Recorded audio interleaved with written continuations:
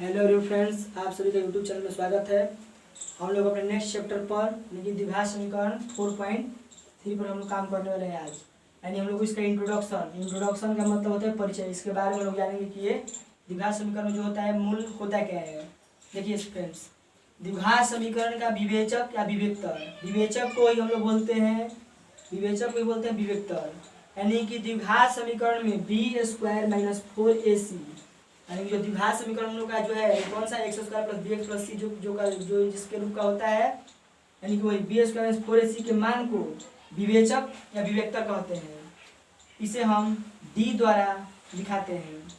देखिए फ्रेंड्स, द्विघात समीकरण के मूलों का प्रकृति बताना है कि द्विघात समीकरण का जो मूल जो होता है यानी कि ax² + bx + c = 0, जो इसका जो रूप होता है वो कैसा होता है तो हम लोग यहाँ पर देखेंगे।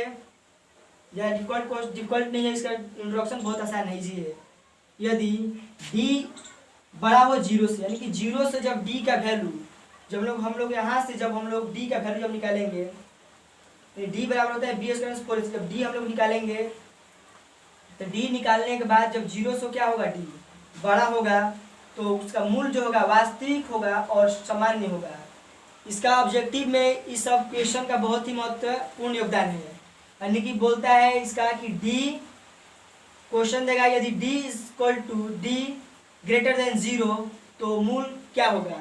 तो फ्रेंड्स, आप लोग ये हमारा वीडियो जरूर देखे होंगे, आप जरूर बता दीजिएगा कि इसका मूल क्या होगा। तो इसका मूल होगा वास्तविक और असामान्य होंगे। और नेक्स्ट हम लोग का है यदि d अगर d जो है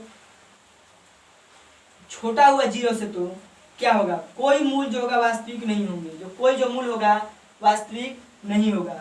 यदि d बराबर है, यदि d जो है बराबर है 0 के तो मूल क्या होगा, वास्तविक और सामान्य होंगे। यदि d बराबर होगा 0 के तो मूल वास्तविक और सामान्य होंगे। देखिए नेक्स्ट है 4 नंबर, यदि विवेचक का मान पूर्ण वर्ग हो तो मूल परिमेय होगा। यदि विवेचक का मान अगर विवेचक का जो मान है पूर्ण वर्ग होता है, यानी वर्ग का मतलब स्क्वायर होता है, पूर्ण स्क्वायर होता है, उसका मूल हमेशा क्या होगा, परिमेय होगा। यदि विवेचक का मान पूर्ण वर्ग न हो तो मूल जो होगा अपरिमेय संख्या होगा। जैसे मान लीजिए फ्रेंड कि 36 का अगर मान लीजिए क्या होगा 6 होगा तो क्या है, पूर्ण वर्ग है, तो उसका जो ऐसा का जो मूल होगा परिमेय होगा। मान लीजिए फ्रेंड यहाँ पर √5 हो गया तो 5 क्या हो जाएगा, वो ऐसी अपरिमेय संख्या हो गया, तो क्या हो जाएगा, वो उसका मूल अपरिमेय होगा। देखिए फ्रेंड्स, यहाँ पर द्विघात समीकरण के दो मूल होते हैं, हम लोग पिछले चैप्टर में पढ़ चुके हैं, पिछली वीडियो में। द्विघात समीकरण के दो मूल होते हैं अल्फा और बीटा। तो देखिए फ्रेंड्स, अल्फा जो होता है वो हमेशा प्लस होता है। अल्फा बताया फ्रेंड कि हमेशा क्या होता है, बड़ा मान होता है बीटा से। बीटा में से क्या होता है, अल्फा से छोटा होता है। तो अल्फा बराबर -b + √d/2a। बीटा होता है -b - d/2a, यानी कि टोटल इसका जो फॉर्मूला होता है अकेला यही होता है, यानी कि x बराबर -b ± √d/2a। यानी जब हम लोग प्लस लेते हैं तो अल्फा का वैल्यू निकलता है, माइनस लेंगे तो बीटा का वैल्यू निकलेगा। जहाँ d क्या होगा फ्रेंड, d बराबर होगा b² - 4ac। फ्रेंड, हम लोग इस फॉर्मूला को निकालना ही पढ़ेंगे। हम लोग इस फॉर्मूला को प्रूव करेंगे कि ये फॉर्मूला जो होता है आता कहाँ से है।